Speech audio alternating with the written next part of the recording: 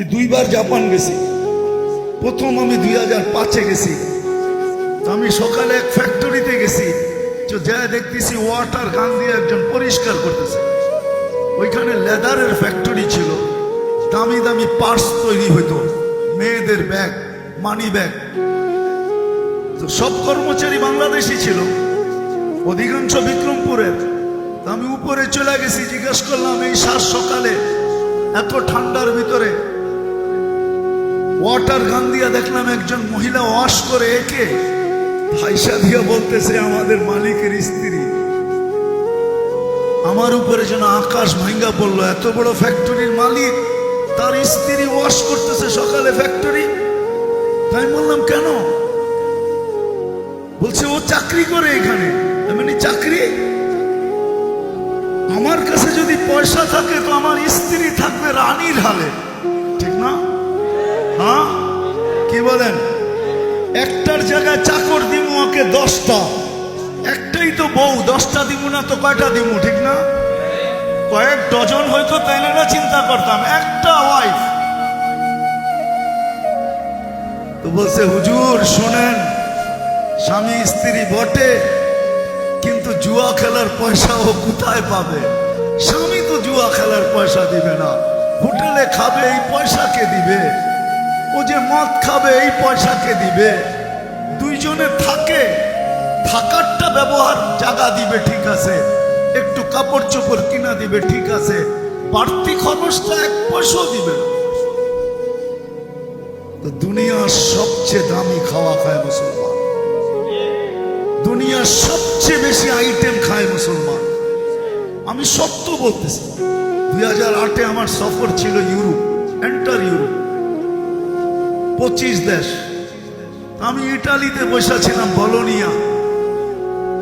তো দোস্ত ইস্তেমা চলতেছিল, দস্তরখানে খাওয়া লাগছে। আমার পাশে বসা ছিল ইটালির এক শিল্পপতি, ও নবমুসলিম। তো আমাকে বলতেছে মুফতি সাহেব, ইসলামের আগে আমরা জানতাম না যে খাওয়ারও এত আইটেম হয়। আমরা তো সারাদিন কর্মব্যস্ত থাকতাম, মেশিনকে হার মানায় দিত আমাদের কর্মব্যস্ততা।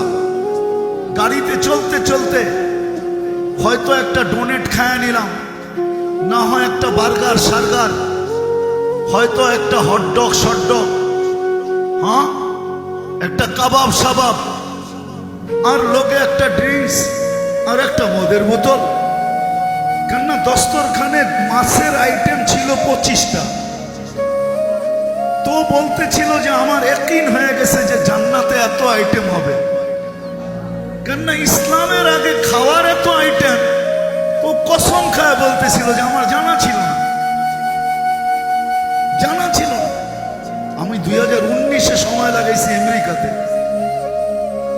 ইউসুফ নামে ইংল্যান্ডের এক সিঙ্গার আছে, এখন নাম ইউসুফ, আর ইংলিশ নাম বড় বিদঘুটে, দাঁত ভাঙ্গা যাবে, আমি এই জন্য ওটা মুখস্থ করি নাই।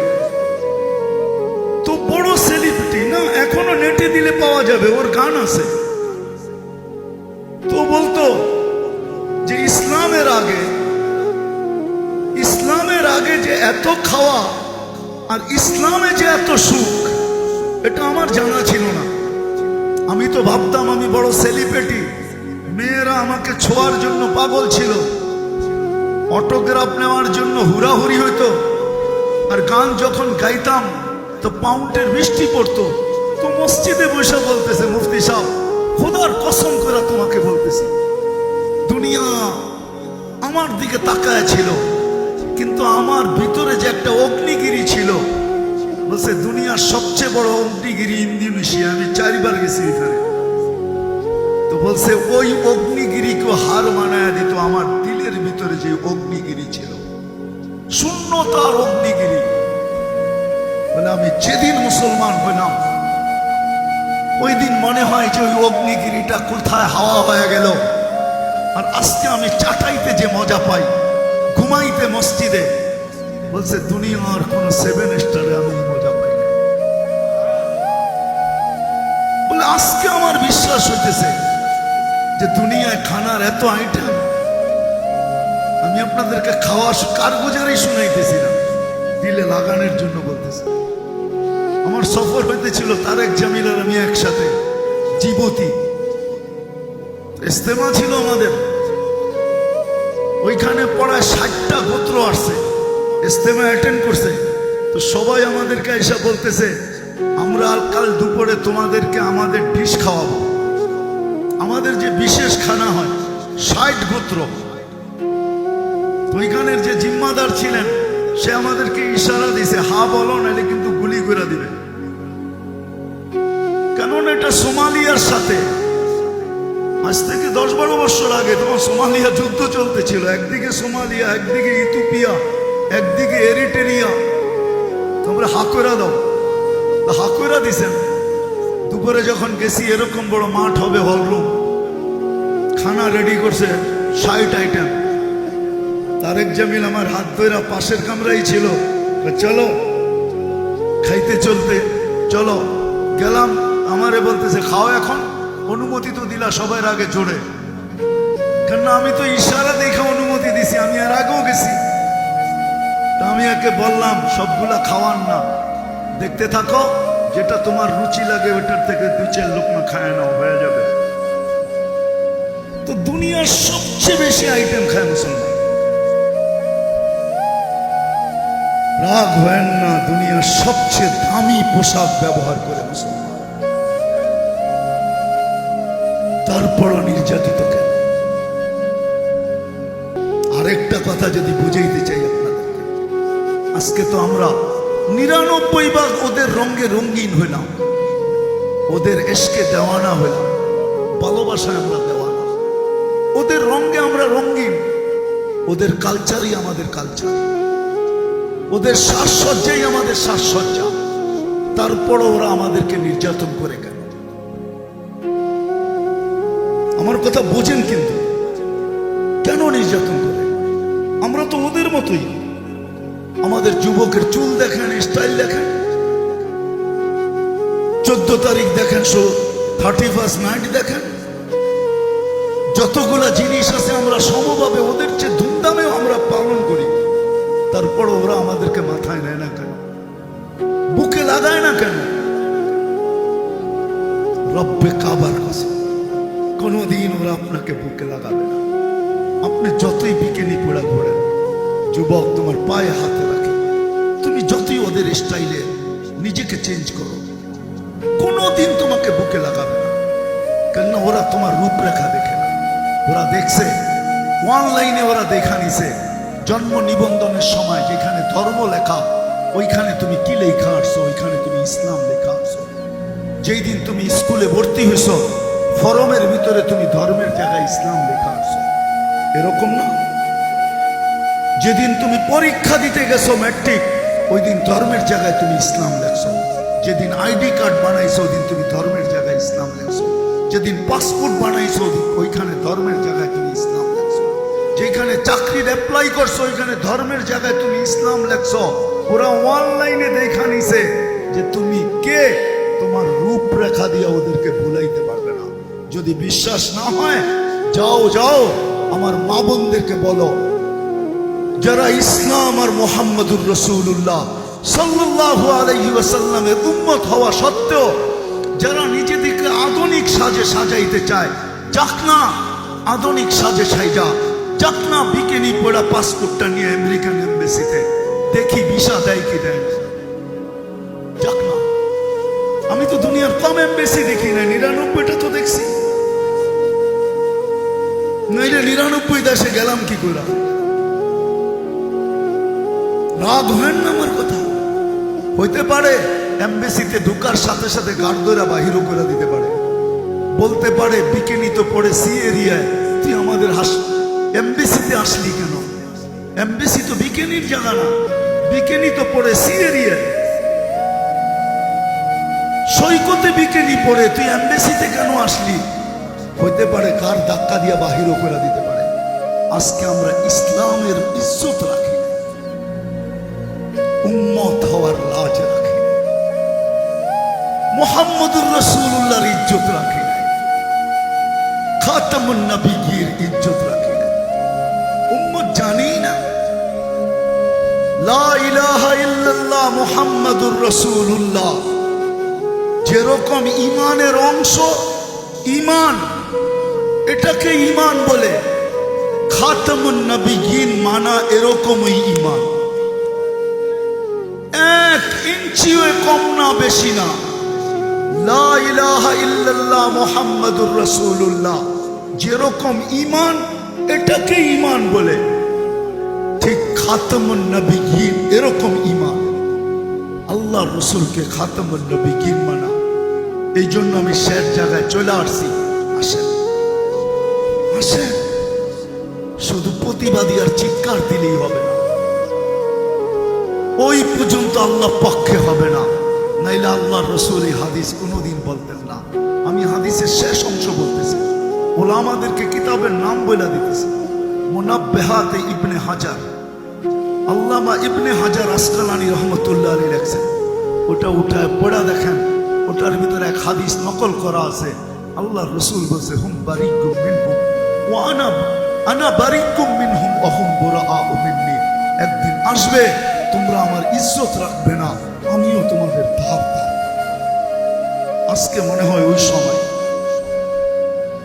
আমরা আল্লাহ রসুলের ইজ্জত রাখি নাই, নাইলে আল্লাহ ডাকে 5 বেলা, আল্লাহ ডাকে। আল্লাহ ইসলামের যদি ইজ্জত রাখতো তাইলে কিছু করতো আর না করতো মুসলমান, কমসে কম তো 5 বেলা মসজিদে আসতো।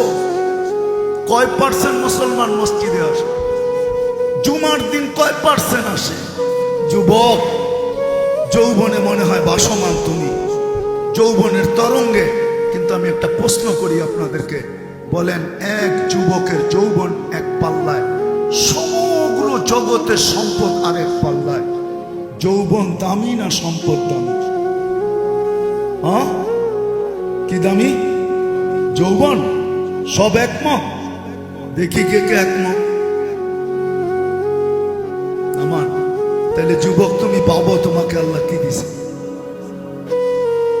একজনের যৌবন যদি সমগ্র জগতের সম্পদের চেয়ে বেশি দামি হয়, এক নারীর নারীত্ব যদি সমগ্র জগতের সম্পদের চেয়ে দামি বেশি হয়, এক পুরুষের পুরুষত্ব যদি সমগ্র জগতের সম্পদের চেয়ে দামি হয়, এক ব্যক্তির জীবন যদি সমগ্র সম্পদের জগতের সম্পদের চেয়ে দামি হয়, তাহলে কত বড় জিনিস আল্লাহ আমাদেরকে দিয়েছেন। বাকিগুলো বলে না। আজকে দুপুরেই আমি বলতেছিলাম বয়ানে, একটা কথা বাবানের জন্য বলতেছি। আচ্ছা, আমরা অক্সিজেন নেই, ঠিক না? পিওর, ঠিক না? যখন ছাড়ি বিষাক্ত, ঠিক না? ওই বিষাক্তটা কোথায় ছিল? কোথায় ছিল? আমাদের ভিতরে ছিল, ঠিক না? তাহলে অক্সিজেনটা শুধু অক্সিজেন ছিল না, এটা পঞ্চ ছিল। যেমন পানির ভিতরে পঞ্চ রাখলে, স্পঞ্জ রাখলে সে পানিকে চুষা নিয়ে নেয়, বোঝা গেল অক্সিজেনটা ভিতরে যায়া দূষিতটাকে চুষা নিয়ে নিছে, নিজের ভিতরে নিয়ে বাহির হয়ে চলে আসছে। ডেলি 14 বার 80,000 বার আল্লাহ ওয়াশ করেন আমাদের ভিতরের এই দূষিত কার্বন ডাই অক্সাইডকে। আল্লাহ প্রতিদিন 80,000 বার ওয়াশ করেন। কত?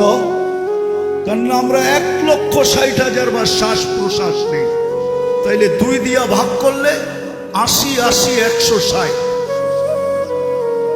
আমি এখন ডাক্তারদেরকে জিজ্ঞাসা করি, যদি এটা আল্লাহ বাহির না করতেন আর এই দূষিতটা আমার ভিতরে থেকে যেত, আপনি কয়দিন বাঁচতেন বলেন? ও বলো যুবক, নেটে সার্চ দিয়া বলো না। একটু এইখানে বৈশা, তোমাদের মোবাইলে নেট আছে, WHO কে একটু সার্চ দাও, এখনই জিজ্ঞাসা করো। আমার আওয়াজ যত দূর যায় আমি জানি, এখানে বড় শিক্ষিকা মহিলাও আছে। একটু নিজেকে প্রশ্ন করে, যে এই দূষিতটা যদি আল্লাহ বাহির না করত, ডেলি 80,000 বার যদি ওয়াশ না করত, তাইলে আমি এই দূষিত কার্বন ডাই অক্সাইড নিয়ে আমি কতক্ষণ বেঁচে থাকব? বলেন। যে আল্লাহ 80,000 বার ওয়াশ করে, ওই আল্লাহ ডাকে ডেলি 5 বার। শুধু আল্লাহ যদি ডাকতো, আমার মনকে তো বুঝাইতে পারতাম। আজকে মানুষ পদস্থ মানুষ দেখতে দেরি। হায় হায়, আমরা তো জানি, কিন্তু বলবো না, এই মজলিসে বলা শোভা পাবে না। কোনোদিন বলতেও মনে হয় পারবো কিনা জানি না। হ্যাঁ, একদিন বলবো ইনশাআল্লাহ। পদস্থ মানুষ পদস্থ হইতে দেরি, ধরা ছোঁয়ার বাইতে যেতে দেরি করে না, নিজের প্রভাব দেখাইতে দেরি করে না, ঠিক না? হ্যাঁ, আর আমরাও পদস্থ মানুষের সান্নিধ্যে পাইতে আমরাও দ্বিধাবোধ করি না, ঠিক না? সেলফি নিতে দেরি, ফেসবুকে ছাড়তে দেরি করে না। শুধু আল্লাহ তো ডাকে না, 99 পদের মালিক আল্লাহ ডাকে।